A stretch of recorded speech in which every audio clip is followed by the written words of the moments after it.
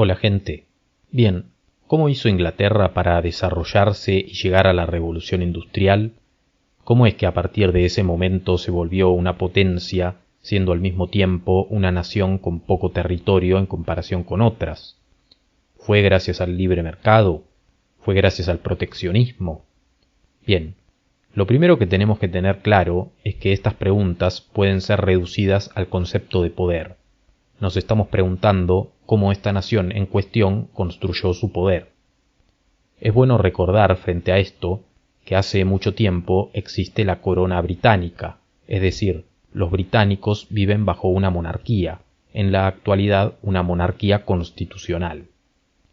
Para entender cómo se construyó ese poder, nos tenemos que situar temporalmente en una época que va desde los tiempos de Eduardo III, aproximadamente en el siglo XIV, hasta el siglo XVI con Isabel I, y también tenemos que tener en cuenta la subsiguiente desembocadura de este proceso en la Revolución Industrial.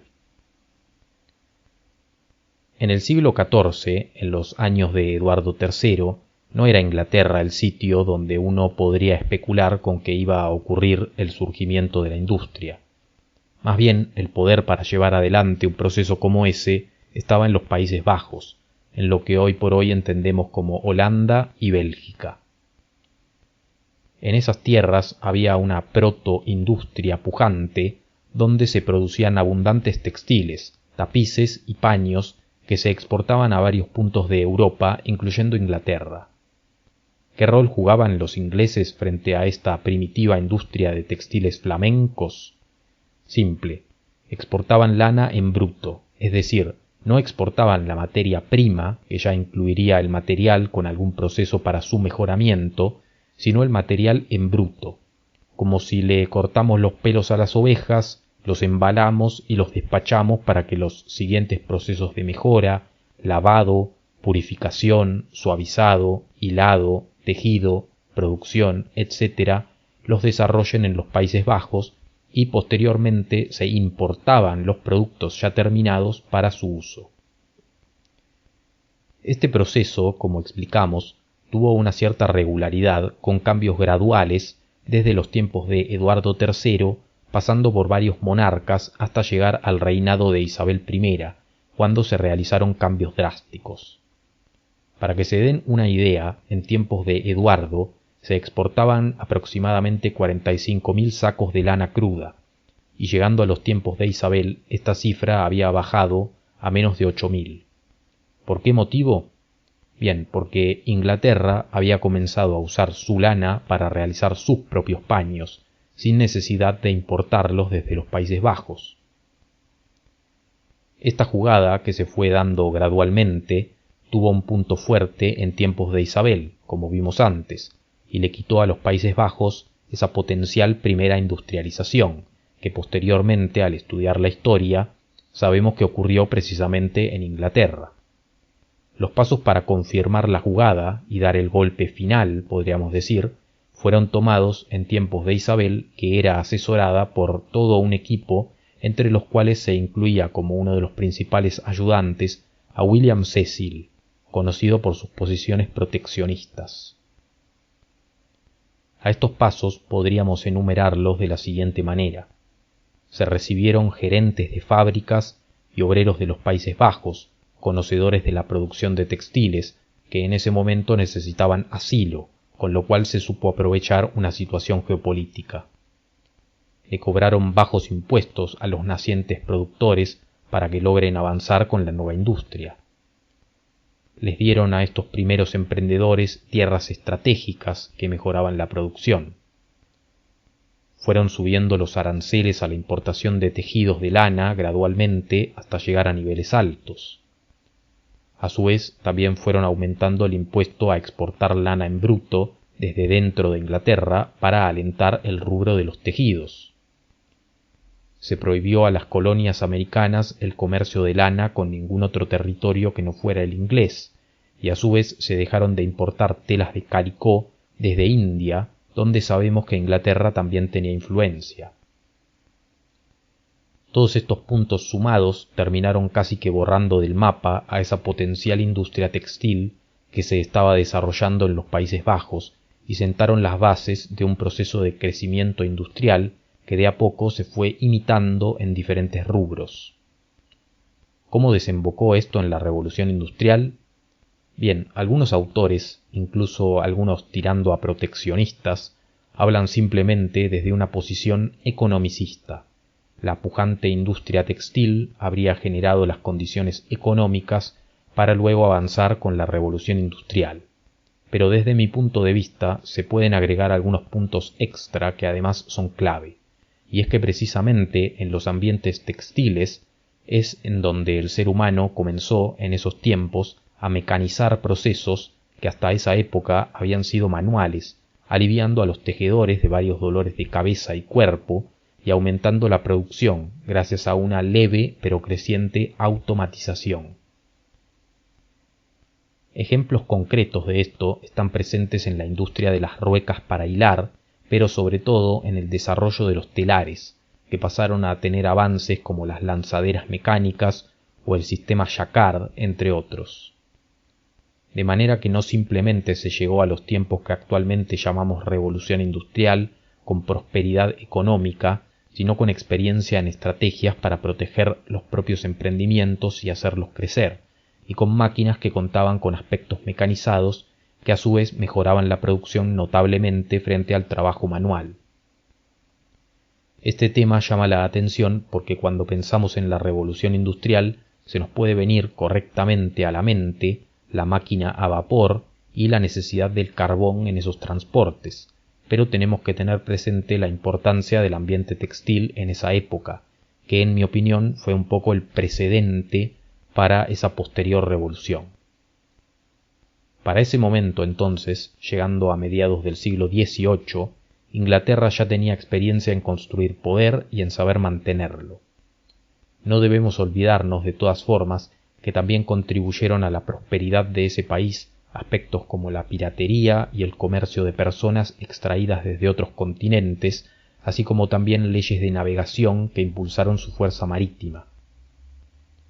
Además, para mantener ese nuevo poder industrial, se realizó lo que según fuentes como Ha-Yong Chang o Friedrich List es la técnica kicking away the ladder, o patear la escalera una vez que ya subimos. Esto haría referencia a un proceso posterior a la construcción y consolidación de ese poder en el cual se le presta más atención a la cultura. No solo se empieza a crear abundante literatura aconsejando a otros países tomar el camino contrario al cual realmente se realizó, sino que también se establecen contactos pertinentes con las élites de esos otros países para influir en su mentalidad. Los países que podrían desarrollarse, entonces, producto del proceso que acabamos de describir, pasan a tener una carcoma interna, una especie de quinta columna que siempre va a estar desalentando lo propio y queriendo imitar las formas ajenas, sin prestar atención a los verdaderos contenidos, que son los que realmente vale la pena aprender para aplicar en la propia nación. En este caso sería el fortalecimiento de la propia industria, que es adecuada según las características del país para construir poder. Todo este proceso, además, nos hace buscar profundamente en las causas de los avances industriales de esa época y en los posteriores casos de la historia.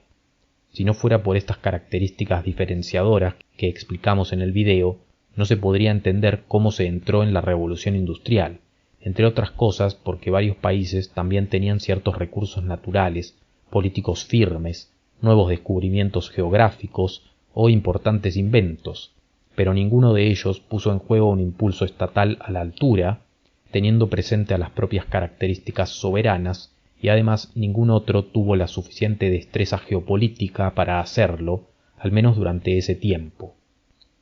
Más adelante vamos a ir confirmando en otros videos que algunas naciones sí entendieron la verdadera naturaleza de la construcción del poder soberano y precisamente fueron capaces de rebelarse, de no ser sumisos frente a la situación geopolítica que se les trataba de imponer, pero en un principio los primeros que lo entendieron fueron los ingleses. También podemos notar los efectos que este tipo de políticas tienen a largo plazo, porque todavía a mediados del siglo XIX Inglaterra seguía teniendo industrias pujantes que derivaban de ese primer paso que acabamos de analizar. Bien, como conclusiones. Lo primero que me llamó la atención es la parte en la que encontré el tema de las colonias, de ciertas prohibiciones que se realizaron desde Inglaterra a las propias colonias para mejorar la economía. Y el motivo por el cual me quedé con eso es porque, bueno, si así se trataba a las propias colonias, imagínense qué queda para nosotros, ¿no? Por otro lado, el punto que también me llama la atención porque lo veo muy presente en la actualidad es lo de las élites influenciadas culturalmente. Supongo que en ese caso se podría decir que esas élites ya son engañadas, o sea, ellos no son conscientes de todo este proceso, sino que realmente lo creen. Me acuerdo cuando hice el video sobre hispanidad, que Ramiro de Maeztu, en su libro sobre la hispanidad, ya explicaba que un poco ese fenómeno les fue ocurriendo dentro de lo que era el Imperio Español y que luego continuó, por ejemplo acá en Argentina, pero seguro en cada país hay algún ejemplo, con los pensamientos que tenían Sarmiento o la primera época de Alberdi, en la cual renegaban mucho de lo propio y querían imitar lo ajeno. También esto me hace acordar a la leyenda negra, porque de la misma forma que se construye una historia equivocada, que todavía a día de hoy tiene influencia sobre nosotros, también se podría decir que se construye una historia falsa sobre la construcción del poder económico. Un punto relacionado con esto que podría mencionarse es un desconocimiento de geopolítica que noto en muchos intelectuales o incluso comunicadores de YouTube que a la hora de hablar del tema económico pero también cultural, como mucho están reconociendo hoy por hoy la existencia del globalismo, pero no le prestan atención a estos intereses que pueden tener las naciones y tampoco lo analizan a lo largo de la historia. Otra cosa, si alguien se está preguntando sobre las fuentes, yo les recomendaría hacer una búsqueda general, porque seguramente se van a sorprender que este tema del proteccionismo, del impulso estatal, no es algo secreto que haya que irse a la punta de una biblioteca para poder encontrarlo. Es algo de conocimiento general, pero en muchas fuentes que pueden ser las más conocidas, no se lo menciona con las palabras concretas como para que uno lo reconozca como proteccionismo o como adecuado impulso estatal o como soberanía. A mí me gusta decirle soberanía, porque ni siquiera es un proteccionismo férreo en el cual uno se va a cerrar por completo al mundo, sino que va a actuar de manera soberana, de acuerdo a las propias características. Donde es necesario traer algo de afuera, se lo trae, pero donde se puede impulsar lo propio, se lo impulsa. De manera que bueno, espero que les resulte interesante este video. Me gustaría ir haciendo otros videos repasando procesos como este que se fueron dando a lo largo de la historia, porque como mencioné antes, cada tanto algunos gobernantes se dan cuenta que necesitan realizar un proceso como este, y de hecho lo hicieron en varios casos.